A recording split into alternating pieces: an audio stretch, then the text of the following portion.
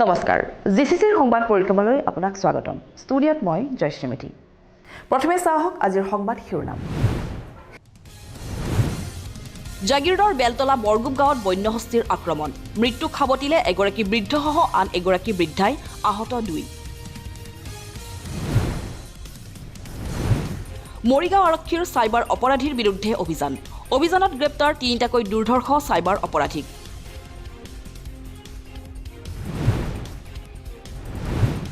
ডিমৰিয়াৰ 3 নং ঔজাৰীত পাৰিবাৰিক কণ্ডলৰ ভয়ংকৰ পৰিণতি নৱবৰ্ষৰ আৰম্ভণিৰ দিনটোতে ভাতৃৰ প্ৰহাৰত প্ৰাণ গ'ল ককায়েকৰ জাগিৰোডৰ নেলি আৰক্ষীৰ চোৰাং গো সৰবৰাহৰ বিৰুদ্ধে তীব্ৰ অভিযান 26টাকৈ চোৰাং গৰুসহ আটক লখিমপুৰৰ 2 সৰবৰাহকাৰী জিচিচিৰ সমূহ দৰ্শকক ইংৰাজী নৱবৰ্ষৰ আন্তৰিক শুভেচ্ছা জ্ঞাপন কৰি এতিয়া চাওক বাতৰি বিস্তৃত ৰূপত প্ৰাণৰ শিল্পী জুবিন গাৰ্গক হেৰুৱাৰ বিষাদে আৱৰি ৰাখিছে অসমবাসীক ইয়াৰ মাজতে জুবিনবিহীনভাৱে ৰাজ্যবাসীয়ে পালন কৰিলে প্ৰথমটো নৱবৰ্ষৰ পহিলা দিনটোতে সেয়েহে সোণাপুৰৰ জুবিন ক্ষেত্ৰত সময় পাৰ কৰিলে শত সহস্ৰ অনুৰাগীয়ে তেওঁলোকৰ এটাই আশা কাহানিও অকলশৰীয়া হ'ব নিদিয়ে প্ৰাণৰ শিল্পীগৰাকীক সন 2026ৰ প্ৰথম দিনটোতে সোণাপুৰৰ জুবিন ক্ষেত্ৰত দেখিবলৈ পোৱা গ'ল অনুৰাগীৰ সোঁত কায়িকভাৱে জুবিন গাৰ্গক হেৰুৱাই ৰাজ্যবাসী ম্ৰিয়মান হৈ থকাৰ সময়তে জুবিন গাৰ্গৰ প্ৰাণৰ সুবাস বিচাৰি এনেদৰে বিভিন্ন প্ৰান্তৰ পৰা ধপলিয়াই আহিল অনুৰাগী প্ৰথম দিনটোতে এনেদৰে এগছি বন্তি জ্বলাই প্ৰাণৰ শিল্পীগৰাকীলৈ ফুল আগবঢ়াই জনালে শ্ৰদ্ধাঞ্জলি প্ৰাণৰ শিল্পীগৰাকীক অকালতে হেৰুৱাই এতিয়াও মৰ্মাহত হৈ আছে ৰাজ্যবাসী চৌদিশে উৰুঙা পৰিৱেশৰ মাজতে আজি যেন সোণাপুৰৰ জুবিন ক্ষেত্ৰত পুনৰ প্ৰাণৰ শিল্পীগৰাকীক বিচাৰি এনেদৰেই শত সহস্ৰ অনুৰাগী তেওঁলোকৰ এটাই আশা অনাগত দিন ভাল হওক আশীৰ্বাদ দিয়ক গানৰ ভগৱানে প্ৰতিগৰাকী জুবিন অনুৰাগীক মই ছাত্ৰ সন্থা গোলাঘাটৰ যুটীয়া সম্পাদক আজি মই ইয়ালৈ আহিছোঁ যে বছৰৰ প্ৰথম দিনটো আমি জুবিন ক্ষেত্ৰত আৰম্ভ কৰি মই কোনো মঠ মন্দিৰলৈ যোৱা নাই প্ৰথম ইয়ালৈকে আহিছোঁ ইয়াত আজি দেখিছোঁ লোকে লোকাৰণ্য হৈ আছে আৰু প্ৰথম দিনৰ পৰাই আমি দেখিছোঁ আৰু অনাগত বৰ্ষবিলাক আমাৰ যেতিয়ালৈকে অসম থাকিব যেতিয়ালৈকে জাতি থাকিব জুবিনৰ ক্ষেত্ৰ এনেদৰে লোকে লোকাৰণ্য হৈ থাকিব বুলি আমাৰ দৃঢ় বিশ্বাস আৰু এইখিনিতে মই এটা কথা ক'ব বিচাৰিছোঁ যে জুবিনৰ জাষ্টিছৰ ক্ষেত্ৰত যথেষ্ট পলম হৈছে আজি বছৰৰ প্ৰথম দিনত আমি চৰকাৰলৈ অনুৰোধ জনাইছোঁ যাতে এই জাষ্টিছ অতি সোনকালে এই জাষ্টিছটো পায় সমান্তৰালভাৱে এই বিশেষ দিনটোতেই জুবিন গাৰ্গৰ ভাতৃ অৰুণ গাৰ্গেও আহি উপস্থিত হ'ল জুবিন ক্ষেত্ৰত অন্তিম শয়নস্থলী চিকুনাই নৰূপত সজোৱাৰ প্ৰয়াস কৰিলে অৰুণ গাৰ্গে গামোচা ফুলেৰে শেষকৃত্যস্থলী সজাই আৱেগিক জুবিন গাৰ্গৰ ভাতৃ অৰুণ গাৰ্গ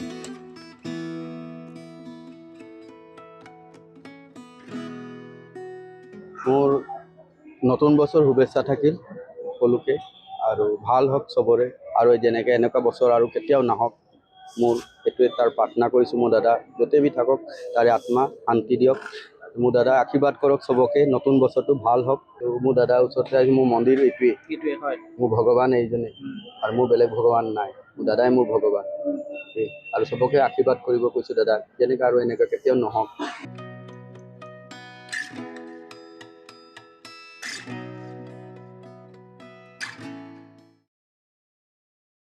জাগিৰোডৰ সমীপৰ আমছৈত ক্ৰমাৎ বৃদ্ধি পাইছে হস্তি মানুহৰ সংঘাতৰ ঘটনা আমছৈৰ বেলতলাত দেওবাৰে নিশা বন্যহস্তীৰ আক্ৰমণত এগৰাকী মহিলাসহ 2জন লোকে প্ৰাণ হেৰুৱাৰ পিছত সোমবাৰে নিশা পুনৰ বন্যহস্তীৰ আক্ৰমণত গুৰুতৰভাৱে আহত হয় অন্য 2গৰাকী লোক বন্যহস্তীৰ উপদ্ৰৱ ৰোধৰ বাবে বন বিভাগে বিশেষ ব্যৱস্থা গ্ৰহণ নকৰাৰ অভিযোগ ভুক্তভোগীৰ জাগিৰোডৰ বেলতলা বৰগুপ গাঁৱত দেওবাৰে নিশা বন্যহস্তীৰ আক্ৰমণ কৰোণভাৱে মৃত্যু খাবতিলে এগৰাকী বৃদ্ধসহ আন এগৰাকী বৃদ্ধাই সমগ্ৰ অঞ্চল জুৰি শোকৰছা জানিব পৰা মতে দেওবাৰে নিশাৰ ভাগত আহাৰ গ্ৰহণৰ প্ৰস্তুতি চলাই থকাৰ সময়তে আমছৈ বনাঞ্চলৰ পৰা ওলাই অহা এটি হাতীয়ে গাঁৱৰ বিভিন্ন স্থানত চলাই তাণ্ডৱ কেইবাটাও বাসগৃহ লণ্ডভণ্ড কৰাৰ লগতে হাতীৰ আক্ৰমণত এগৰাকী বৃদ্ধাৰ থিতাতে মৃত্যু হোৱাৰ সমান্তৰালভাৱে অশ্বিনী বিশ্বাস নামৰ অন্য এগৰাকী ব্যক্তিক ঘৰৰ পৰা চোচৰাই নি পুখুৰীত পেলাই দিয়াত গুৰুতৰভাৱে আঘাতপ্ৰাপ্ত হয় আঘাতপ্ৰাপ্ত লোকজনক মৰিগাঁও অসামৰিক চিকিৎসালয়লৈ প্ৰেৰণ কৰা হয় যদিও চিকিৎসকে তেওঁক মৃত ঘোষণা কৰে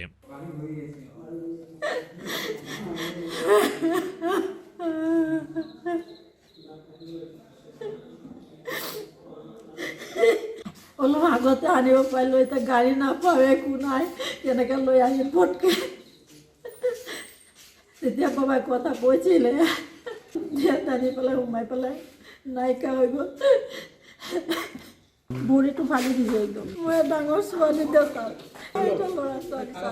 মোৰ দেউতা মোক ঘৰতে ৰাখিছিলে, দৌৰি আহিছে বোলে, দেউতাটো আহি পেলাইছে, আমিতো ভিতৰত আছিলোঁ, চবে মানে আলাই মিলাই হৈ গ'ল। আৰু ৰাস্তা পেলাই ভিতৰ পেলাই আহি পেলাই একদম আমাৰ ঘৰ ফালে সোমাই গৈছে, সোমাই পেলাই আৰু দেউতা বোলে ৰাস্তাতে আছিলে নেকি, পেলাই দিছে বোলা। ভৰিত লাগি বাবাক মই পৰি গৈছে, ড্ৰেইনতে পৰিছে পুখুৰীত পৰাৰ পিছত আৰু বাবুৰ পিছত ধৰা নাই হ'বলা, একদম ইফালে সোমাই গৈছে, বেৰা চেৰা ভাঙি পেলাই ঘৰ চৰ ভাঙি চব। স্থানীয় ৰাইজৰ অভিযোগ, সঘনাই অঞ্চলটোত বন্যহস্তীয়ে উপদ্ৰৱ চলাই অহাৰ পাছতো বন বিভাগে কোনো ব্যৱস্থা গ্ৰহণ কৰা নাই। সেয়েহে ক্ষোভিত হৈ পৰিছে স্থানীয় ৰাইজ। মৃত অশ্বিনী বিশ্বাস আৰু সৰলা চৰকাৰক ইতিমধ্যে মৰিগাঁও অসামৰিক চিকিৎসালয়ত মৰণোত্তৰ পৰীক্ষাৰ ব্যৱস্থা কৰা হয়। হাতীটো পথাৰৰ পৰা কোনফালে জংঘলৰ পৰা ওলাই আহিছে, ওলাই আহি আমাৰ গাঁৱত সোমাইছে। আমি ভাত পানী বনাই কিনি ৰেডি হৈছে, খাবলৈ বহিছোঁ। তাৰপিছতে হঠাৎকৈ বাবুটো মানে আমাৰ গাঁৱৰ মাথাফালে আহি এজন বুঢ়ীক মাৰিলে। মাৰাৰ পিছত মোৰ সৰু ল'ৰাটোৱে দেখা পাই কিনি ক'লে যে বাবু আহিলে। তেতিয়া বাবুটো যেতিয়া ক'লে, যেতিয়া আমি ভাত পানী খুৱাই আনিলোঁ, তাৰপিছত সেইফালৰ পৰা ঘৰ বাৰী ভাঙি আহি আমাৰ ঘৰৰ মানুহ পোৱালি চব আমি পেলাই দিলোঁ ইয়াৰ পৰা। তাৰপিছত মোৰ শহুৰৰ ঘৰ ভাঙিলে, মোৰ শহুৰক দৌৰাই কিনি লৈ যায়, ধৰি কিনি লৈ যায় পুখুৰীত পেলাই দিলে। কোন গাঁও? বাৰকো, বেলতলা বাৰকো, উত্তৰকলা মৌজা, থানা হেৰি পঞ্চায়ত ধৰমতল পৰে, থানা ধৰমতল পৰে। অশ্বিনী বিশ্বাস, এই বুঢ়ীটোৰ নামটো মই নাজানো, কিন্তু তাৰ ল'ৰাটোৰ নাম গিৰীন্দ্ৰ বিশ্বাস, একে গাঁৱতে। এইটো ধৰক মই ছাৰ তেতিয়াতো ঘড়ীটো মই দেখা নাই, কিন্তু তথাপি আমি ভাত পানী খোৱা আৰু ৰাতি ধৰক 7টামান বজাত হৈছে আৰু 2জন মৃত্যু।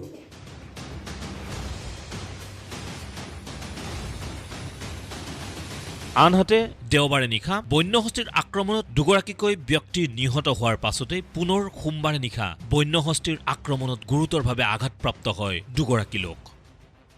দেওবাৰৰ ঘটনাৰ পাছতেই নিশা ৰাইজে নিজাববীয়াকৈ পহৰাৰ ব্যৱস্থা কৰাৰ সময়তেই মঙলবাৰে পহৰা দি থকা অৱস্থাতে হাতীটোৱে আক্ৰমণ কৰি আহত কৰে লোক দুজনক।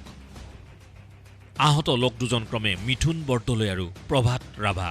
দুয়োগৰাকী লোককে ৰাইজে মৰিগাঁও অসামৰিক চিকিৎসালয়লৈ প্ৰেৰণ কৰে যদিও সংকটজনক অৱস্থাত দুয়োগৰাকীক পুনৰ GMCHলৈ প্ৰেৰণ কৰা হয়। এই ঘটনাই সমগ্ৰ অঞ্চলজুৰি এক আতংকৰ সৃষ্টি কৰিছে। আজি বেলতলা, আমাৰ আমচৈ বেলতলাত আমাৰ 2জন, এক নম্বৰ হৈছে আপোনাৰ মিথুন বৰদলৈ আৰু এজন হৈছে আপোনাৰ প্ৰভাত ৰাভা। 2জনে সন্ধিয়া খোৱা বোৱা কৰি এনেকৈ যোৱাকালি 2টা ঘটনা হৈছে, আমাৰ 2টা হাতীয়ে মানে মাৰিছে 2টা মানুহ, আৰু সেইটোকে লৈ আজি গাঁৱৰ ল'ৰাবিলাকৰ লগত অলপ পহৰা দি আছিলে। তেনে অৱস্থাত ফৰেষ্টাৰ ফালৰ পৰা একো এতিয়ালৈকে আমি সহায় পোৱাই নাই। সেইকাৰণে মানুহবিলাকে ৰাইজে নিজে দৌৰিবলৈ ওলাই আহি হাতীৰ পৰা মানুহখিনিক ৰাইজক সহায় কৰিম বুলি ডিউটিত কৰি থকা অৱস্থাত এই 2টা ল'ৰাক বাকীখিনি খেদিলে, বাকীখিনি পলাব পাৰিলে, কিন্তু এই 2জন পলাব নোৱাৰি এজনক ঘৰৰ সন্মুখত চোতালতে বাওঁ ভৰি গছকি, এতিয়াতো ডক্টৰ কোৱা মতে গম পাইছোঁ হাডী একেবাৰে গুড়া হৈ গৈছে, আৰু এজনক ৰাস্তাৰ পৰা এজনক ঢাকা মাৰি আৰু এজনক তুলি লৈ গছকি তাক কলগছৰ চেপত মানে দলিয়াই পেলাইছে। আৰু তাৰ ফলত চাগে তাৰ ডক্টৰ কোৱা মতে এতিয়া মুখৰ হাড় যিটো মানে দাঁতৰ কিবা হাডীটো এই হাডীটো এতিয়া ভাঙা বুলি কৈছে।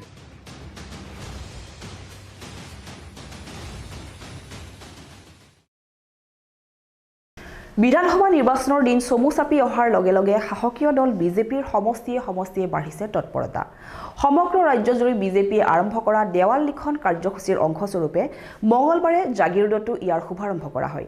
এই অনুষ্ঠানত মন্ত্ৰী তথা স্থানীয় বিধায়ক পীযুষ হাজৰিকা উপস্থিত থাকি দলীয় কৰ্মকৰ্তাৰ সৈতে বিজেপিৰ প্ৰতীক চিহ্ন অংকন কৰে। 2026ৰ নিৰ্বাচনক লৈ তৎপৰ অসম বিজেপি। নিৰ্বাচনী ৰণসিঙা বজাই সোমবাৰৰ পৰা অসম বিজেপিৰ দেৱাল লিখন অভিযান। মুখ্যমন্ত্ৰীয়ে অভিযানৰ শুভাৰম্ভণি কৰাৰ পাছতেই ৰাজ্যৰ প্ৰান্তে প্ৰান্তে অনুষ্ঠিত হয় কাৰ্যসূচী। জাগিৰোডতো মঙলবাৰৰ পৰা বিজেপিৰ দেৱাল লিখন কাৰ্যসূচীৰ শুভাৰম্ভ কৰে মন্ত্ৰী তথা স্থানীয় বিধায়ক পীযুষ হাজৰিকাই।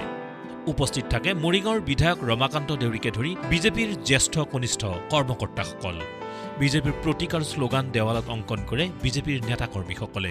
যোৱাকালি আমাৰ সন্মানীয় মুখ্যমন্ত্ৰী হিমন্ত বিশ্ব শৰ্মা ডাঙৰীয়াই দেৱাল লেখন আৰম্ভ কৰি আমাৰ নিৰ্বাচনী প্ৰচাৰ কাৰ্যসূচী আৰম্ভ কৰিছিল।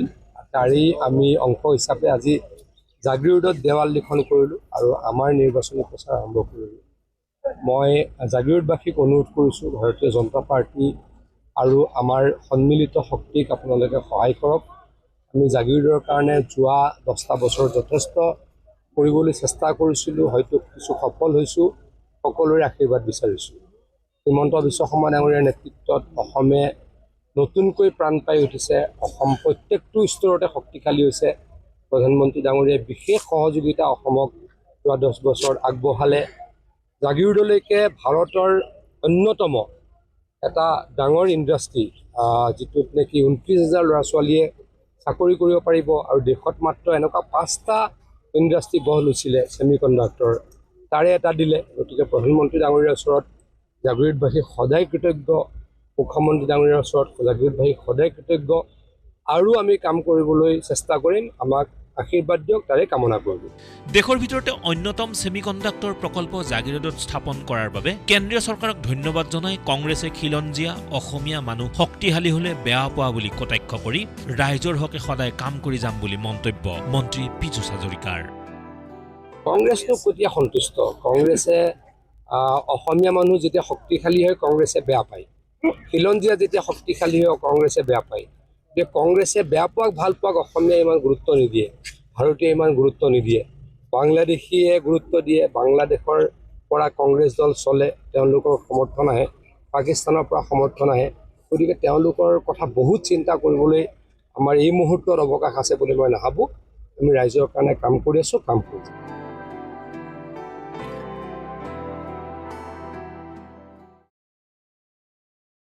নৱবৰ্ষৰ প্ৰথম দিনটোতে এক চাঞ্চল্যকৰ হত্যাকাণ্ডই জোকাৰি যায় সমগ্ৰ ডিমৰীয়া।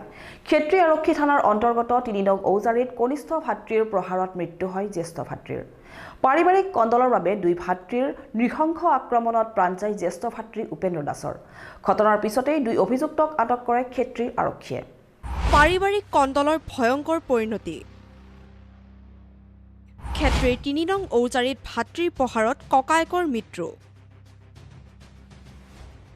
নৱবৰ্ষৰ আৰম্ভণিৰ দিনটোতে সংঘটিত এক শোকাবহ ঘটনাত এজন লোকৰ মৃত্যু হোৱাৰ ঘটনাই চাঞ্চল্য সৃষ্টি কৰিছে অঞ্চলজুৰি। আৰক্ষী সূত্ৰে সদৰি কৰা মতে পাৰিবাৰিক কণ্ডলৰ বাবে এই ভয়ংকৰ ঘটনাটো সংঘটিত হয়। ৰঞ্জিত দাস আৰু অজিত দাস নামৰ 2 ভাতৃয়ে ইটাৰে মৰিয়াই মৰিয়াই গুৰুতৰভাৱে আঘাত কৰে জ্যেষ্ঠ ভাতৃ উপেন্দ্ৰ দাসক। পিছত ক্ষেত্ৰী আৰক্ষী ঘটনাস্থলীত উপস্থিত হৈ তেজেৰে তুমুৰলি হৈ ৰাজপথত পৰি থকা আঘাতপ্ৰাপ্ত লোকজনক লগে লগে চিকিৎসালয়ত ভৰ্তি কৰে যদিও লোকজনৰ মৃত্যু হয়। তেখেতক মই যেতিয়া ৰাতি 7:30 মানত ফোন কৰিছিলোঁ, তেতিয়া সি কি ক'লে যে মোৰ তাত ফোন চোন নকৰি। তাৰপিছত ফোনটো মই কাটি দিলোঁ, কাটি দি কেনে বেলেগ জেগাত মাৰি কেনে ক'লোঁ যে আমাৰ ভতিজা ছোৱালীটোক মাৰিলোঁ। তেওঁ কৈছে দেউতাক বিচাৰি পোৱা নাই। তাৰপিছত অলপ পিছত শুনা পালোঁ যে দাদা ঢুকালে, মানে উশাহটো যেনে তেনে আছে আৰু তেনেহ'লে মেডিকেল লৈ যাব তাৰপৰা। দ্বিতীয়বাৰ আকৌ এই দাদাজনৰ তাত যেতিয়া ৰঞ্জিত পোৱা মানুহজনৰ তাত আকৌ ফোন মাৰিলোঁ। মই কৈছোঁ তই এনেকৈ তেনেকৈ কিয় দাদাক মাৰিলি? অমুকে ফোন কৰি কৈছে নহয়, এই নিৰ্মলাৰ মা বুলি কওঁ আৰু তেওঁৰ নামটো নাজানো মই। তেওঁ ক'লে যে মই ইহঁতে যেতিয়া ডিঙিত চেপি ধৰিছিলে তেতিয়াই তেওঁ এৰাই দিছে অজিতে আৰু ৰঞ্জিতে। মৰাজনৰ নাম উপেন্দ্ৰ দাস, মোৰ বৰডেকা 4 নম্বৰ উপেন্দ্ৰ দাস ডাঙৰ, আৰু 2 নম্বৰ হ'ল ৰঞ্জিত, 3 নম্বৰ হ'ল অজিত। এই সম্পৰ্কত আৰক্ষীয়ে তদন্ত কৰি 2 ভাতৃ অজিত দাস আৰু ৰঞ্জিত দাসক আটক কৰি সোধা পোছা অব্যাহত ৰাখিছে।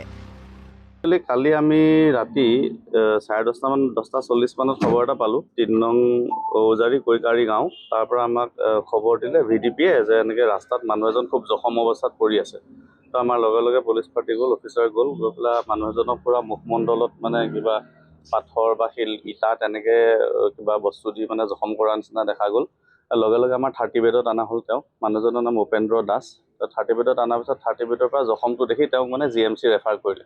কিন্তু GMC ৰেফাৰ কৰিছে যদিও মানে এম্বুলেঞ্চ আহি মানে GMCলৈ নিয়াৰ সময়তে 30 বেডতে মানুহজন ঢুকালে। তো আমি ৰাতি তেওঁ মৰ্গত থ'লোঁ GMCত।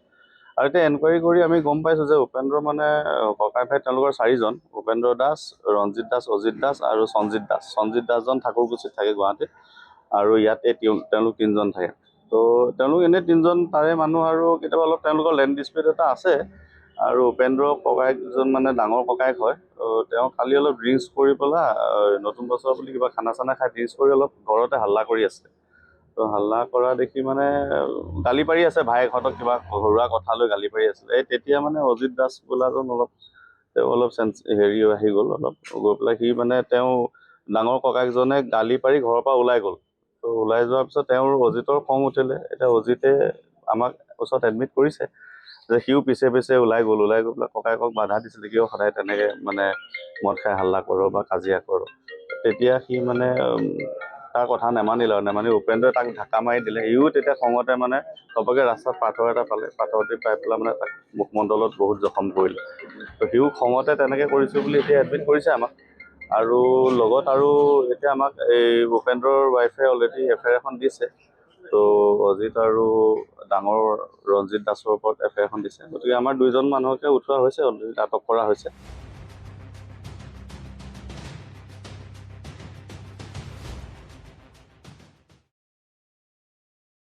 বিধানসভা নিৰ্বাচনৰ বাবে সমষ্টিয়ে বাঢ়িছে প্ৰাৰ্থিত্ব প্ৰত্যাশীৰ সংখ্যা। ব্যতিক্ৰম হোৱা নাই মৰিগাঁও সমষ্টিও।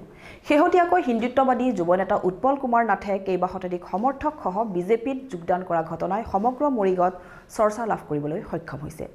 যুৱনেতাগৰাকীৰো আশা দলীয় টিকট লাভ কৰিলে নিৰ্বাচনী যুঁজত নামি পৰিব। এই সন্দৰ্ভত চাওক আমাৰ এক বিশেষ ৰিপৰ্ট। মৰিগাঁও সমষ্টিত আৰম্ভ নিৰ্বাচনী কুচকাৱাজ। টিকট প্ৰত্যাশীসকলৰ মাজত লাগিছে হেতা ওপৰা। উচ্চাৰিত হৈছে কেইবাগৰাকীও ব্যক্তিৰ নাম। ইয়াৰ ভিতৰত চৰ্চিত মৰিগাঁৱৰ হিন্দুত্ববাদী যুৱনেতা উৎপল কুমাৰ নাথ। এই দৃশ্য জাগিৰোডৰ ২৭ নং ৰাষ্ট্ৰীয় ঘাইপথৰ। কেইবা সহস্ৰাধিক সমৰ্থকক লগত লৈ মৰিগাঁৱৰ পৰা জাগিৰোড হৈ গুৱাহাটী অভিমুখী হিন্দুত্ববাদী যুৱনেতা উৎপল কুমাৰ নাথ মহানগৰীত আনুষ্ঠানিকভাৱে যোগদান কৰিব শাসকীয় দল বিজেপিক। উদ্দেশ্য সমাগত বিধানসভা নিৰ্বাচনত প্ৰাৰ্থিত্ব লাভ কৰা। দলে বলে জাগিৰোডত উপস্থিত হৈ যুৱনেতাগৰাকীয়ে জনালে এই কথা। ভাৰতীয় জনতা পাৰ্টীৰ যি আদৰ্শ, এই আদৰ্শ আমি সকলোৱে জানো। গতিকে একাত্ম মানৱতাবাদ আৰু সাংস্কৃতিক ৰাষ্ট্ৰবাদৰ কথা কয়। গতিকে এই যি সিদ্ধান্ত, এই যি আদৰ্শ, এই আদৰ্শৰ প্ৰতি আমাৰ শ্ৰদ্ধা আগৰে পৰা আছে। আৰু সেই নিমিত্তে বহুতে এতিয়া মোক কৈছে, মানে হাঁহি ধেমালিৰ মাজেৰে কৈছে যে গেৰুৱা হ'বলৈ বিচৰা হৈছে। আচলতে মই আৰম্ভণিৰে পৰা গেৰুৱা, মাত্ৰ প্ৰতীকটো সলনি হ'ব। আগতে আছিল স্বয়মেয় মৃগেন্দ্ৰিতা আৰু এটা সিংহৰ সৈতে আমি আছিলোঁ, আৰু এতিয়া পদুম ফুলৰ প্ৰতীক চিহ্ন লৈ এই ৰাজনৈতিক মঞ্চখনলৈ আহিবলৈ প্ৰয়াস কৰিছোঁ। আৰু বিভিন্ন সময়ত আৰম্ভণিৰ পৰা সমাজৰ প্ৰত্যেকটো বৰ্গৰ লগত বিভিন্ন ক্ষেত্ৰখনত মই জড়িত হৈ আছোঁ। গতিকে এজন সমাজৰ লগত জড়িত এজন ব্যক্তি হিচাপে আৰু আমাৰ জাতিটোক যদি আমি সুন্দৰভাৱে জীয়াই থাকিব লাগে, মেৰুদণ্ড চিধা কৰি থাকিব পৰা যদি এটা জাতিত আমি পৰিণত হ'ব লাগে, তেতিয়া ভাৰতীয় জনতা পাৰ্টীৰ বাহিৰে বেলেগ বিকল্প নাই। গতিকে সেইকাৰণে আমাৰ এটা ইচ্ছা আছে যে মাননীয় মুখ্যমন্ত্ৰী মহোদয় তথা ভাৰতীয় জনতা পাৰ্টীৰ যি নীতি আৰু আদৰ্শ, ইয়াৰ মাধ্যমেৰে নিশ্চিতভাৱে সমাজক সেৱা কৰিবলৈ আমি নিশ্চিতভাৱে সহযোগ পাম। যুৱনেতাগৰাকীৰ মতে দলে যদি টিকট প্ৰদান কৰে নিশ্চিতভাৱে তেওঁ আগন্তুক বিধানসভা নিৰ্বাচনত মৰিগাঁও সমষ্টিৰ হৈ প্ৰতিদ্বন্দ্বিতা আগবঢ়াব। উল্লেখ্য যে বিগত সময়ছোৱাত এইগৰাকী উৎপল কুমাৰ নাথে বিভিন্ন সমাজ কল্যাণমূলক কামৰ জৰিয়তে ৰাইজৰ ওচৰ চাপি মৰিগাঁওবাসীৰ মাজত জনপ্ৰিয় হৈ পৰিছিল। গতিকে সেইকাৰণে সকলোৱে মৰিগাঁৱবাসী ৰাইজৰ আশীৰ্বাদ শিৰত লৈ আজি ভাৰতীয় জনতা পাৰ্টী যোগদানৰ নিমিত্তে আমি আগবাঢ়ি আহিছোঁ। চাওক, টিকটৰ দাবীদাৰ এই কথাটো বিভিন্ন সময়ত সকলোৱে কৈছে যে দলত যোগদান মানে টিকট। আচলতে দলত যোগদান মানে টিকট হ'ব নোৱাৰে, কিন্তু সকলোৰে আশা এটা প্ৰত্যাশা থাকে। আৰু সেই নিমিত্তে এটা গণতান্ত্ৰিক প্ৰক্ৰিয়াত সকলোৱে যিকোনো এটা প্ৰাৰ্থিত্ব বিচাৰি আবেদন জনাব পাৰে, কিন্তু আবেদন জনালেইতো সকলো সম্ভৱ নহয়। গতিকে তাৰ এটা নিৰ্দিষ্ট প্ৰক্ৰিয়া থাকে, তাৰ নিৰ্দিষ্ট কিছুমান ক্ৰাইটেৰিয়া থাকে। আৰু এই গোটেইবিলাকৰ ক্ষেত্ৰত দলে যোগ্য বুলি যাকে আমি বিবেচনা কৰিম, আমি তেওঁলোকে গ্ৰহণ কৰিব লাগিব। গতিকে আমি প্ৰাৰ্থিত্ব বিচাৰিম, আমাকেই দিব লাগিব, এনেকুৱা কোনো কথা নাই। দলৰ যি নীতি আৰু আদৰ্শ, দলৰ আৰু নীতি আদৰ্শক শিৰত লৈ দলৰ প্ৰত্যেকটো সিদ্ধান্তক গভীৰ অন্তৰৰ পৰা শ্ৰদ্ধা সহকাৰে গ্ৰহণ কৰিম আৰু 100% দলটোৰ কল্যাণৰ কাৰণে, সমাজৰ হিতৰ কাৰণে কাম কৰিবলৈ আমি প্ৰতিশ্ৰুতিবদ্ধ। ৰাজ্যিক বিজেপিৰ তৰফৰ পৰাও টিকটৰ বাবে সেউজ সংকেত লাভ কৰাৰ দাবী কৰি উৎপল কুমাৰ নাথে অনাগত দিনত ৰাইজলৈ সেৱা আগবঢ়াবলৈ প্ৰস্তুত বুলিও জানিবলৈ দিয়ে। হয়, নিশ্চিতভাৱে এয়া হৈছে মোৰ প্ৰতি থকা তেওঁলোকৰ মৰম আৰু আশীৰ্বাদ।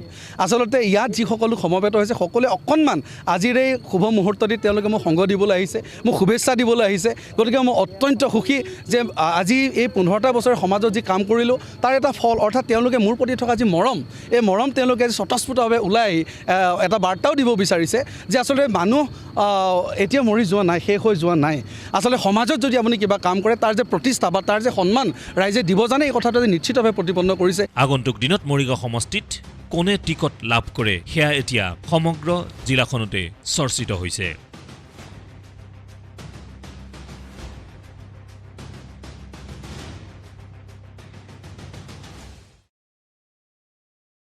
নৱবৰ্ষৰ পহিলা দিনটোতে মৰিগাঁও আৰক্ষীয়ে হাঁহি বিৰিঙালে অৰ্ধশতাধিক ব্যক্তিৰ মুখত। বিগত বৰ্ষটোত মৰিগাঁও জিলাৰ বিভিন্ন স্থানৰ পৰা চুৰি হোৱা মোবাইল উদ্ধাৰ কৰি পুনৰ চমজালে মোবাইলৰ গৰাকীক। আৰক্ষীৰ এই পদক্ষেপৰ বাবে ধন্যবাদ জনালে মোবাইলৰ গৰাকীয়ে। পহিলা নৱবৰ্ষৰ দিনাই মৰিগাঁও আৰক্ষীয়ে অৰ্ধশতাধিক ব্যক্তিক দিলে ভাল খবৰ। মৰিগাঁও জিলাৰ বিভিন্ন থানাৰ এলেকাধীন অঞ্চলসমূহৰ পৰা চুৰি হোৱা মোবাইল ফোন উভতাই দিলে 52জনকৈ ব্যক্তিক। আৰক্ষী অধীক্ষকৰ কাৰ্যালয়ত জ্যেষ্ঠ আৰক্ষী অধীক্ষকৰ নেতৃত্বত 9খন থানাৰ ভাৰপ্ৰাপ্ত আৰক্ষী বিষয়াসমূহে মোবাইলৰ প্ৰকৃত গৰাকীক চমজাই দিলে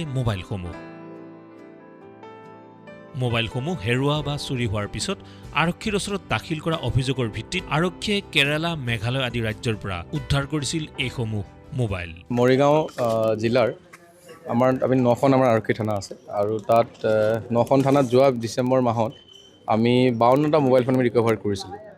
আৰু সেইকাৰণে একচুৱেলি আমাৰ এনেকুৱা নহয় যে প্ৰত্যেক মাহতে আমাৰ ৰিকভাৰী হৈ থাকে, কেতিয়াবা 40টা, কেতিয়াবা 50টা এনেকুৱা হৈছে ৰিকভাৰী। কিন্তু এইবাৰ আমি আমাৰ SSP ছাৰৰ নিৰ্দেশত আমি কি কৰিলোঁ, বছৰৰ প্ৰথম দিনটোতে সকলোবোৰ আমাৰ OC সকলক মাতি পেলাই আৰু যিসকল ভিক্টিম আছিলে, যাৰ মোবাইল হেৰাইছিলে, কাৰোবাৰ 6 মাহ, কাৰোবাৰ 4 মাহ, কাৰোবাৰ 3 মাহ, যিখিনি মোবাইল আমি ৰিকভাৰী কৰিলোঁ, সেই মোবাইলখিনি আজি আমি বছৰৰ প্ৰথম দিনাখনতে আমি SP অফিচত তেওঁলোকক আমি হাতে হেণ্ড অভাৰ কৰিছোঁ। সেইটো মই ভাবোঁ যে এটা পজিটিভ দিশ, আমিও ভাল পাইছোঁ যে তেওঁলোকৰ হেৰুৱা মোবাইলবিলাক আমি উদ্ধাৰ কৰি পেলাই হাতত দিব পাৰিছোঁ। বছৰৰ প্ৰথম দিনটোতে নিজৰ হেৰুৱা মোবাইলটি উভতাই পাই আৰক্ষীক ধন্যবাদো জনালে মোবাইলৰ গৰাকীসমূহে। মোৰ মানে যোৱা বছৰ জানুৱাৰী মাহৰ 12 তাৰিখে হেৰাইছিলে। মই বেংকতে কাম কৰি থাকোঁতে তাৰ পৰাই লৈ গৈছিলে। এতিয়া মানে এক বছৰৰ মূৰত পালোঁ। আমাৰ মৰিগাঁও জিলাৰ আৰক্ষী অধীক্ষক মহোদয়ক ধন্যবাদ, মানে ভাল লাগিছে। আৰু মোৰ মোবাইলটো যোৱা আপোনাৰ মে' মাহত হেৰাইছিলে, মে' আপোনাৰ 15 তাৰিখে হেৰাইছিলে। মই সেই তাৰ লগতে মই গধূলি সময়ত আপোনাৰ পুলিচ থানাত মই কমপ্লেইন দিছিলোঁ। তাৰ ভিত্তিত ধৰক ছাৰে মোক ইনফৰ্ম কৰি পেলাই আজি মোবাইলটো মোৰ হাতত প্ৰদান কৰিলে। কেনেকুৱা লাগিছে ইমান দিনৰ পিছত মোবাইল? নাই, তেওঁ যিখিনি বস্তু পাবলৈ আছিল তেওঁ সহায় কৰিছে আৰক্ষীৰ ফালৰ পৰা, গতিকে আৰক্ষী মোৰ ফালৰ পৰা অশেষ ধন্যবাদ থাকিল। যাতে তেওঁলোকে এনেধৰণে ধৰক কামবিলাক কৰি থাকিলে পাছলৈ অহা প্ৰজন্মবিলাকে ধৰক কমপ্লেইন কৰিবলৈ হওক বা সেইবিলাকত ধৰক আগবাঢ়ি আহিব।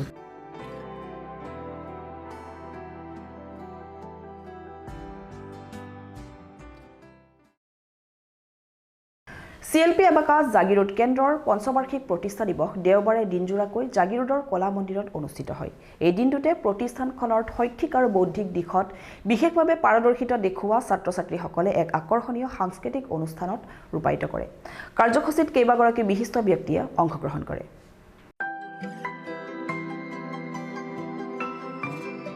ছাত্ৰ-ছাত্ৰীসকলৰ শৈক্ষিক আৰু বৌদ্ধিক দিশত বিশেষ পাৰদৰ্শিতা প্ৰদান কৰি অহা CLP এবাকাছ জাগিৰোড কেন্দ্ৰৰ 5ম বাৰ্ষিক প্ৰতিষ্ঠা দিৱস দেওবাৰে দিনজোৰা কাৰ্যসূচীৰে জাগিৰোড কলা মন্দিৰত অনুষ্ঠিত হয়। পুৱাৰ ভাগত বন্তি প্ৰজ্বলনেৰে কাৰ্যসূচীৰ শুভাৰম্ভ কৰে জাগিৰোডৰ বিশিষ্ট লেখিকা অকণ দেৱী, প্ৰতিভা দেউৰজা, চেনেহী ডেকা, শিখা গগৈ আৰু হিমাক্ষী বৰাই। ইয়াৰ পাছতেই CLP এবাকাছ জাগিৰোড কেন্দ্ৰৰ বাৰ্ষিক পত্ৰিকা প্ৰজ্ঞাসেতু উন্মোচন কৰে জাগিৰোড মাধ্যমিক বিদ্যালয়ৰ অধ্যক্ষ অপূৰ্ব দাসে। কবি দুৰ্লভ ভট্টাচাৰ্যৰ কবিতা পুথি হেংদাং উন্মোচন কৰে ডক্টৰ অতীন্দ্ৰ দাসে। আনহাতে প্ৰাচীৰ পত্ৰিকা উন্মোচন কৰে শিক্ষক বিশিষ্ট কবি ৰাজীৱ চহৰীয়াই।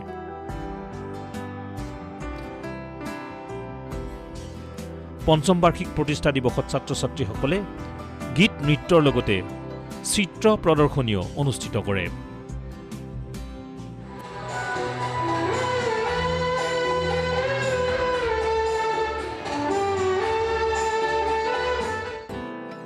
সমান্তৰালভাৱে অসমৰ হিয়াৰামঠো জুবিন গাৰ্গৰ প্ৰতি শ্ৰদ্ধাঞ্জলি জনাই পবিত্ৰ ডেকাৰ পৰিচালনাৰে এখনি বিশেষ আলক্ষ্য পৰিৱেশন কৰে ছাত্ৰ ছাত্ৰীসকলে।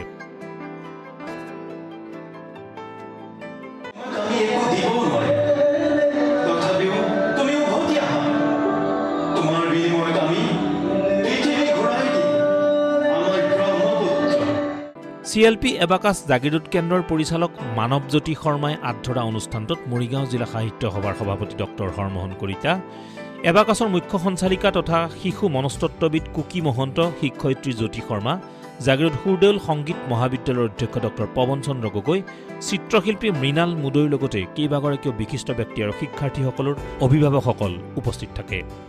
আজি CLP এবাকাছ জাগিৰোড কেন্দ্ৰৰ পঞ্চবাৰ্ষিক প্ৰতিষ্ঠা দিৱস উদযাপন সুন্দৰকৈ সুকলমে অনুষ্ঠিত হৈ গৈছে। অনুষ্ঠানটিৰ আৰম্ভণিতে আমি বন্তি প্ৰজ্বলনেৰে কাৰ্যসূচী আৰম্ভ কৰিছিলোঁ। বন্তি প্ৰজ্বলন কৰিবলৈ আমি আমন্ত্ৰণ জনাইছিলোঁ প্ৰতিভা দেৰজা বাইদেউক, অকণ দেৱী বাইদেউক, শিখা গগৈ বাইদেউক, হিমাক্ষী বাইদেউক আৰু চেনেহী বাইদেউক।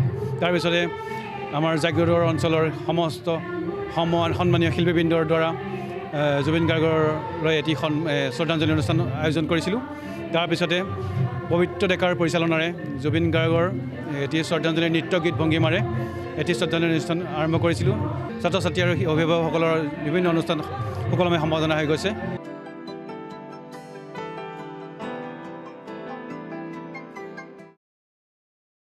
এতিয়া চাওঁ আহক এটা খেলৰ বাতৰি। জাগিৰোডত শনিবাৰৰ পৰা অনুষ্ঠিত হোৱা 19 সংখ্যক ছিনিয়ৰ আন্তঃজিলা মহিলা খো খো প্ৰতিযোগিতাৰ দেওবাৰে সামৰণি পৰে।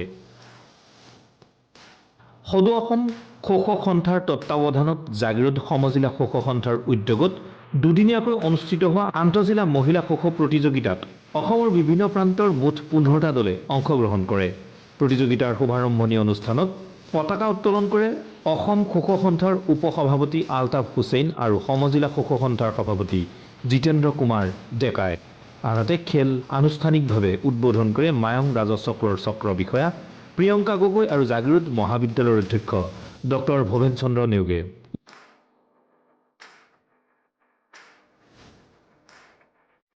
ইয়াৰ পূৰ্বে প্ৰাণৰ শিল্পী জুবিন গাৰ্গৰ প্ৰতিচ্ছবিৰ সন্মুখত বন্তি প্ৰজ্বলন কৰে অৱসৰী শিক্ষক তথা বিশিষ্ট খেলুৱৈ অন্ধৰুৰাম দাসে।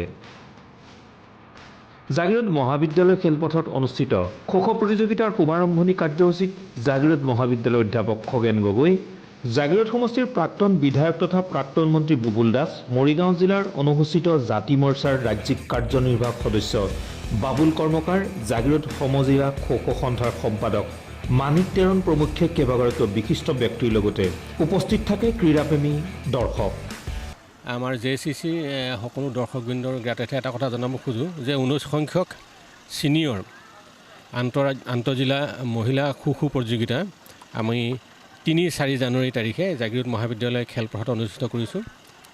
আচলতে এই খেলখন অসম খো খো সন্থাৰ তত্বাৱধানত আৰু জাগিৰোড সমজিলা খো খো সন্থাৰ উদ্যোগত অনুষ্ঠিত হৈছে আৰু কলেজ যিখন আমাৰ খেলপথাৰ আছে তাতে আমি খেলখন অনুষ্ঠিত কৰিছোঁ। আৰু মহিলা যিটো ছিনিয়ৰ অসম দল সেই দলটো ইয়াৰ পৰাই নিৰ্বাচন কৰিব আৰু ইয়াৰ পৰা তেওঁলোকে আমাৰ ৰাষ্ট্ৰীয় পৰ্যায়ৰ খেলত অংশগ্ৰহণ কৰিবলৈ যাব।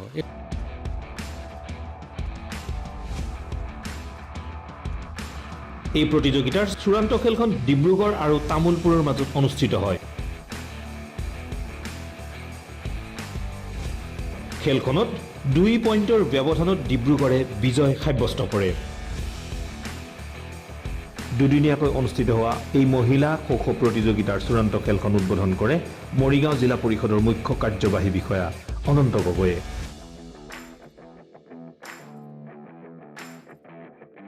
আজি খেলত আহি খুব ভাল লাগিলে।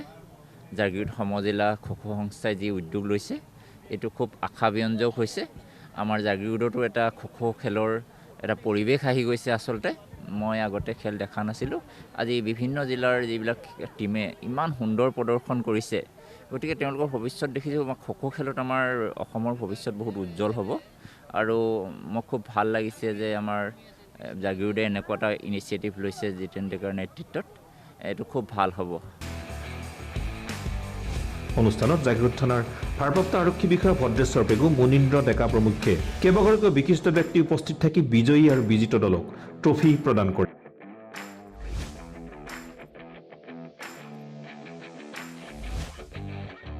আজি চূড়ান্ত খেলখন মানে সম্পূৰ্ণ হ'ল, আচলতে সফলতা হ'ল, কাৰণ ইয়াত প্ৰায় 15টা দলে মানে যোগদান কৰিছিলে।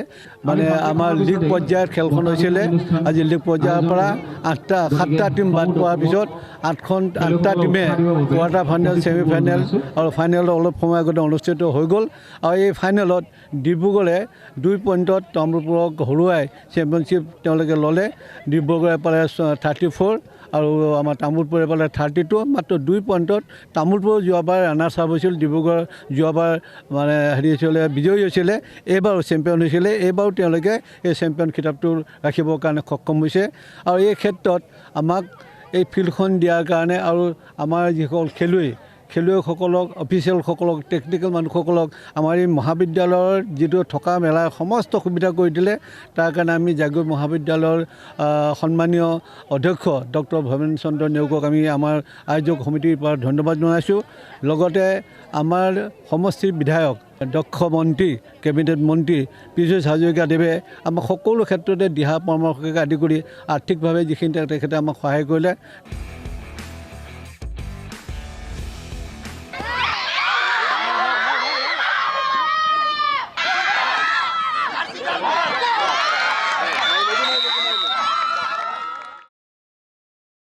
এতিয়া চাওঁ আহক সংক্ষিপ্ত ৰূপত কেইটামান বাতৰি।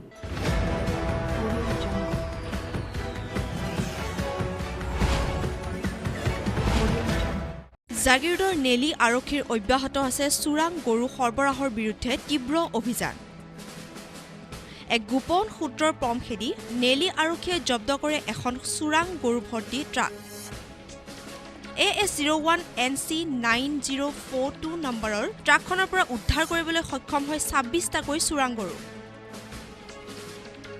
আৰক্ষীয়ে আটক কৰে গাড়ীখনৰ চালক লখিমপুৰৰ ইদ্দিছ আলী আৰু হেণ্ডিমেন জমিৰ উদ্দিনক। চিলাপথাৰৰ পৰা বৰ্ণিহাট হৈ মেঘালয়লৈ সৰবৰাহ কৰিবলৈ লওঁতে পুৱতি নিশা নেলি আৰক্ষীৰ টহলদাৰী এটা দলে জব্দ কৰে গৰু ভৰ্তি ট্ৰাকখন।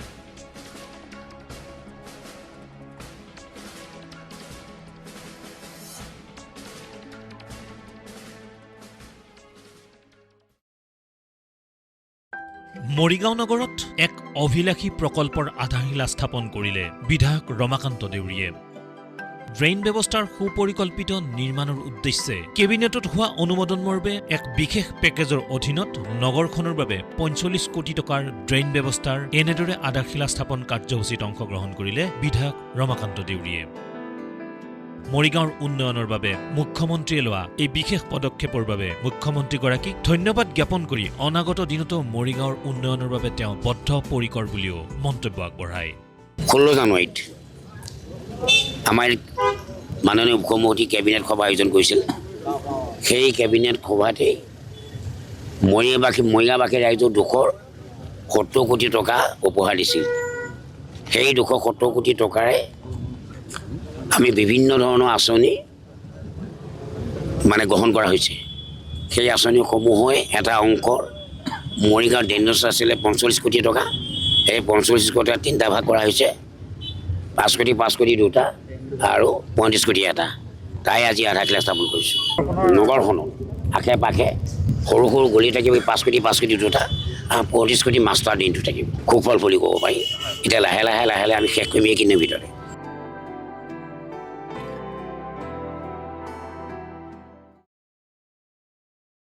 মৰিগাঁৱত পুনৰ চাইবাৰ অপৰাধীৰ বিৰুদ্ধে অভিযান।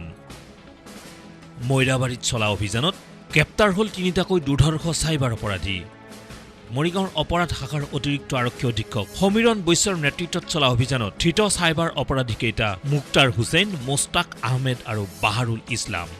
দীৰ্ঘদিনৰে পৰা বিভিন্ন স্থানত আত্মগোপন কৰি থকাৰ অন্তত দেওবাৰে নিশা মৈৰাবাৰী আৰক্ষীৰ জালত পৰে এই 3 দুৰ্ধৰ্ষ চাইবাৰ অপৰাধী।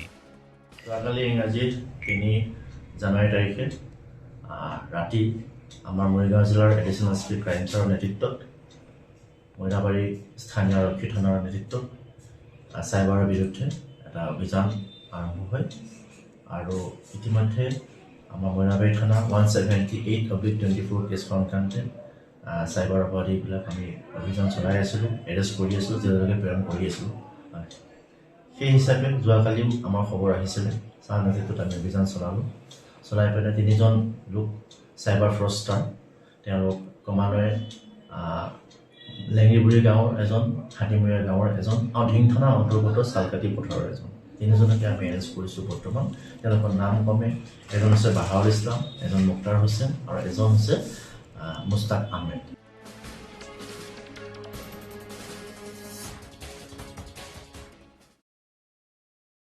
সোণাপুৰত আমৰি কাৰ্বি ছাত্ৰ সন্থাৰ জোৰ সমদল কাৰ্যসূচী। শুকুৰবাৰে নগাঁও জিলাৰ কামপুৰ থানাৰ অন্তৰ্গত লুটুমাৰীত সংঘটিত এক জঘন্য ঘটনাক লৈ ৰাজ্যজুৰি প্ৰতিবাদ অব্যাহত থকাৰ সময়তে শনিবাৰে নিশা সোণাপুৰত আমৰি কাৰ্বি ছাত্ৰ সন্থাৰ উদ্যোগত এক প্ৰতিবাদী জোৰ সমদল কাৰ্যসূচী বাহিৰ কৰা হয়। উল্লেখ্য যে শুকুৰবাৰে দিনৰ 11 বজাত নিজ গাঁৱৰ ৰাস্তাতে এগৰাকী 9 বছৰীয়া কন্যা শিশুক জ্বলাই আক্ৰমণ কৰা ঘটনাই সমগ্ৰ অঞ্চলটোতে ক্ষোভৰ সৃষ্টি কৰিছিল। ইয়াৰ বিৰুদ্ধে এনেদৰে সাব্যস্ত কৰে প্ৰতিবাদ। এইখিনি ক'ব বিচাৰিছোঁ, খেৰনি ঘটনাটো যিটো সংঘটিত হ'ল পিজিআৰ ভিজাৰ ল'ব লাগে, গতিকে আমাৰ কাৰ্বি মানুহ টাৰ্গেট লোৱা হৈছে নেকি তাত? যিহেতু নগাঁও আৰু কাৰ্বি আংলং ওচৰা ওচৰি, গতিকে কাৰ্বি আংলঙৰ যিখিনি আমাৰ কাৰ্বি মানুহবিলাকক হিমন্ত বিশ্ব শৰ্মা ডাঙৰীয়াক সুৰক্ষিত কৰিবৰ কাৰণে আমি অনুৰোধ জনাইছোঁ। গতিকে যাতে নগাঁৱৰ ঘটনাটো আৰু কাৰ্বি আংলঙৰ ঘটনাটো যাতে একেলগে যাতে নহয়, আমি সেইকাৰণে বিচাৰিছোঁ যে নগাঁৱৰ ঘটনাটো তদন্ত কৰিব লাগে আৰু দোষীক তদন্ত কৰি যিবিলাক দোষীসকলক তেওঁলোক তদন্ত কৰি তেওঁলোক শাস্তি প্ৰদান কৰিব। সমদলত অংশগ্ৰহণ কৰা প্ৰতিবাদী লোকসকলে ঘটনাটোৰ শীঘ্ৰেই উচ্চ পৰ্যায়ৰ তদন্তৰ দাবী কৰি দোষী কঠোৰ শাস্তি প্ৰদানৰো দাবী উত্থাপন কৰে। জোৰ সমদলৰ অন্তত ডিজিপি আৰু নগাঁও জিলা আৰক্ষী অধীক্ষকলৈ ডিমৰীয়া সমজিলা আৰক্ষী আয়ুক্তৰ জৰিয়তে এক স্মাৰক পত্ৰও প্ৰদান কৰে। 22 ডিচেম্বৰ তাৰিখে কাৰ্বি আংলং খেৰনিত যিটো ঘটনা সংঘটিত হ'ল, তাৰ সমান্তৰালকৈ যোৱাকালি যিটো ঘটনা নগাঁও জিলাত কামপুৰ আৰক্ষী থানাৰ অন্তৰ্গত যিটো নাবালিকাৰ ওপৰত পেট্ৰল ঢালি জুই জ্বলোৱা যিটো ঘটনা সংঘটিত কৰিলে, এই ঘটনাৰ পৰা আমি নিজকে শংকাত ভুগিছোঁ যে কাৰ্বিসকলৰ ওপৰত প্ৰক্ষেপ কৰি বিভিন্ন পদক্ষেপ গ্ৰহণ কৰি যেনেকৈ যোৱাকালি জুই জ্বলোৱা এটা ঘটনা ঘটি গ'ল, এনেকুৱা টাৰ্গেট কৰি লৈছে নেকি? ইয়াৰ কাৰণে অসম আৰক্ষী বিভাগ, নগাঁও জিলাৰ আৰক্ষী বিভাগ যিখিনি দায়িত্ব বহন কৰিব লাগিছে আজি পৰ্যন্ত কৰা দেখা নাই। ইয়াৰ কাৰণে আমি সোণাপুৰ আৰক্ষী থানাৰ জৰিয়তে ডিজিপি মহোদয়, কমিশ্যনাৰ মহোদয় আৰু নগাঁও জিলা SP মহোদয়লৈকে বিহিত ব্যৱস্থা গ্ৰহণ কৰাৰ বাবে স্মাৰক পত্ৰ প্ৰদান কৰিম।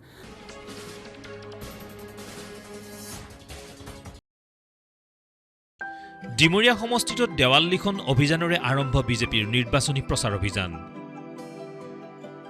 নৱগঠিত ডিমৰীয়া বিধানসভা সমষ্টিত বিধানসভা নিৰ্বাচনৰ দিন চমু চাপি অহাৰ লগে লগে শাসকীয় দল বিজেপিৰ নিৰ্বাচনী তৎপৰতা বৃদ্ধি হোৱা পৰিলক্ষিত হৈছে। ডিমৰীয়া মণ্ডলৰ অন্তৰ্গত ক্ষেত্ৰীত মঙলবাৰে ভাৰতীয় জনতা পাৰ্টীৰ কাৰ্যালয় সম্পাদক সুশান্ত বিশ্বাসে দেৱাল লিখন অভিযানেৰে আৰম্ভ কৰিলে গেৰুৱা দলৰ নিৰ্বাচনী প্ৰচাৰ। এই দেৱাল লিখন কাৰ্যসূচীত ডিমৰীয়া মণ্ডলৰ সভানেত্ৰী জুনু পাটৰ, সাধাৰণ সম্পাদকদ্বয় প্ৰশান্ত মেধি আৰু যতীন্দ্ৰ ডেকা, 20 নং ডিমৰীয়া জিলা পৰিষদৰ সদস্য যতীন মেধি সমন্বিতে কেইবাগৰাকীও দলীয় নেতাকৰ্মী উপস্থিত থাকে।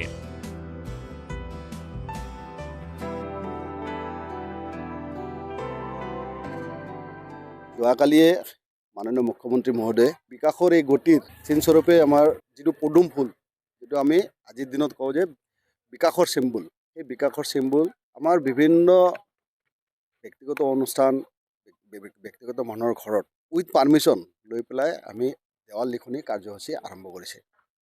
সেই কাৰ্যসূচী স্বৰূপে আজি আমি ইয়াতে আহি পেলাই গোট খাইছোঁ। ডিমৰীয়া মণ্ডলৰ আমাৰ ভাৰতীয় জনতা পাৰ্টীৰ সকলো কাৰ্যকৰ্তা আজি ইয়াতে গোট খাইছে আৰু আজি ডিমৰীয়া মণ্ডলত এই বিকাশৰ চিন আমি মানুহৰ ঘৰে ঘৰে পहुঁচাই দিয়াৰ কাৰণে এক অভিনৱ আমি চেষ্টা আৰম্ভ কৰিছোঁ। আমি টাৰ্গেট ৰাখিছোঁ প্ৰতিটো বুথত কমেও 10টাকৈ এনেকুৱা দেৱাল লিখনি আমি লিখিম।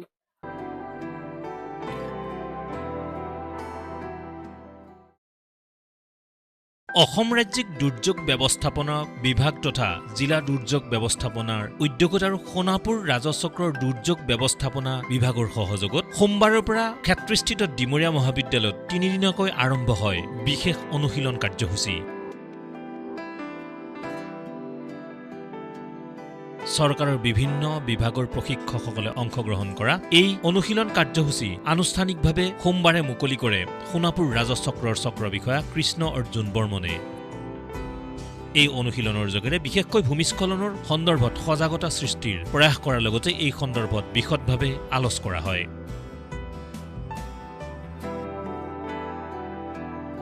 2 শতাধিক লোকে অংশগ্ৰহণ কৰা মহাবিদ্যালয়ৰ 4টাকৈ ডিজিটেল প্ৰেক্ষাগৃহত আয়োজন কৰা হয় এই অনুশীলন অনুষ্ঠানৰ।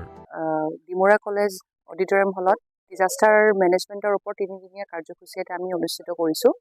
আজি মূলতে revenue circle emergency management exercise জৰুৰীকালীন অনুশীলন আমাৰ বিভিন্ন বিভাগৰ যিসকল বিষয়ববীয়া আছে PHC আমাৰ হেল্থৰ আহিছে, ছ'চিয়েল ৱেলফেয়াৰ ডিপাৰ্টমেণ্টৰ আহিছে, ভলেণ্টিয়াৰ্ছ আপদা মিত্ৰ ভলেণ্টিয়াৰ্ছ তেওঁলোক আহিছে, পঞ্চায়তৰ মেম্বাৰ্ছ আহিছে, গাঁও প্ৰধানো আছে আমাৰ। গতিকে সকলোকে আমি একেলগে আজি অনুশীলনৰ বাবে আমি আয়োজন কৰিছোঁ।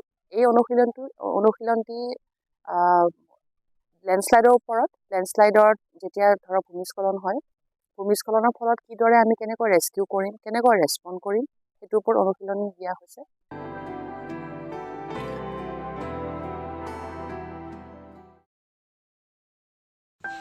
(1998) চনত প্ৰতিষ্ঠা লাভ কৰা ভকতগাঁও শংকৰদেৱ বিদ্যানিকেতনৰ ৰূপালী জয়ন্তী উৎসৱ অহা 11 আৰু 12 জানুৱাৰীত দুদিনীয়া বৰ্ণাঢ্য কাৰ্যসূচীৰে আয়োজন কৰা হৈছে। এই উপলক্ষে জাগিৰোড সমজিলা আয়ুক্ত কাৰ্যালয়ৰ সমীপত অৱস্থিত ভকতগাঁও শংকৰদেৱ বিদ্যানিকেতন নতুন খণ্ডত নিকেতন কৰ্তৃপক্ষই পূৰ্ণগতিত প্ৰস্তুতি অব্যাহত ৰাখিছে। ৰূপালী জয়ন্তী উৎসৱ উদযাপন সমিতিৰ সভাপতি কুমুদ চন্দ্ৰ ডেকা, কাৰ্যকৰী সভাপতি শৰৎ চন্দ্ৰ ডেকা, সম্পাদক কৈলাশ কুমাৰ বৰদলৈ, প্ৰধান আচাৰ্য গিৰেন কুমাৰ ডেকা প্ৰমুখ্যে অন্যান্য বিষয়ববীয়া আচাৰ্য তথা শুভাকাংক্ষী ব্যক্তিসকলে ৰূপালী জয়ন্তীৰ সমূহ কাৰ্যসূচী সাফল্যমণ্ডিত কৰাৰ বাবে প্ৰচেষ্টা অব্যাহত ৰাখিছে।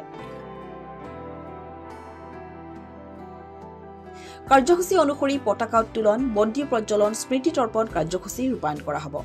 নিকেতনৰ লগত জড়িত ব্যক্তিৰ পৰিয়ালবৰ্গক সম্বৰ্ধনা জনোৱা হ'ব। হিয়াৰ আমঠু জুবিন গাৰ্গৰ শ্ৰদ্ধাঞ্জলি অনুষ্ঠানো অনুষ্ঠিত হ'ব। প্ৰদৰ্শনীৰ দ্বাৰ উন্মোচনৰ পিছতে সাংস্কৃতিক শোভাযাত্ৰা উদ্বোধন কৰিব মৰিগাঁও জিলাৰ আয়ুক্ত অনামিকা তিৱাৰীয়ে। ৰাষ্ট্ৰীয় শিক্ষানীতি 2020ৰ আধাৰত এখন আলোচনা চক্ৰ অনুষ্ঠিত হ'ব।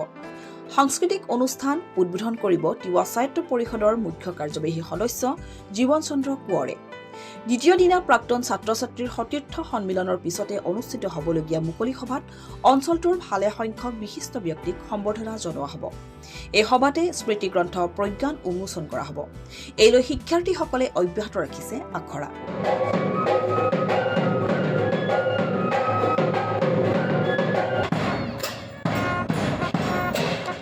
প্ৰায় আমাৰ 80% প্ৰায় সম্পূৰ্ণ হৈ গৈছে আৰু আমি যিহেতু 25 বছৰ উপলক্ষ হোৱাৰ কাৰণে জাগি ভকতগাঁও বিদ্যানিকেতনে 11 আৰু 12 জানুৱাৰীত আমি বৰ্ণাঢ্য কাৰ্যসূচী ৰূপালী জয়ন্তী আয়োজন কৰিছোঁ।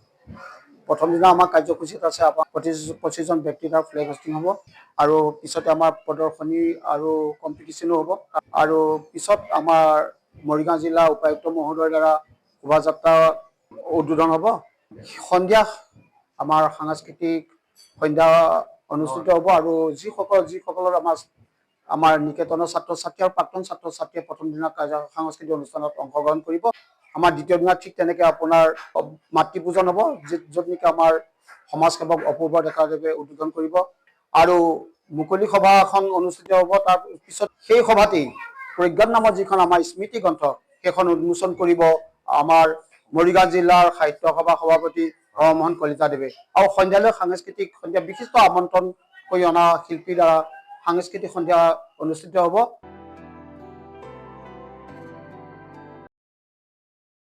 আজিৰ সংবাদ পৰিক্ৰমা ইমানতে সামৰিছোঁ। জাগিৰোড, মৰিগাঁও আৰু ইয়াৰ কাষৰীয়া বিভিন্ন অঞ্চলৰ বাতৰিলৈ আমি আপোনালোকৰ মাজলৈ আহোঁ প্ৰতি বুধবাৰে সন্ধিয়া আৰু বৃহস্পতিবাৰে পুৱা। গতিকে চাবলৈ নাপাহৰিব আপোনালোকৰ প্ৰিয় অনুষ্ঠান JCCৰ সংবাদ পৰিক্ৰমা। ধন্যবাদ।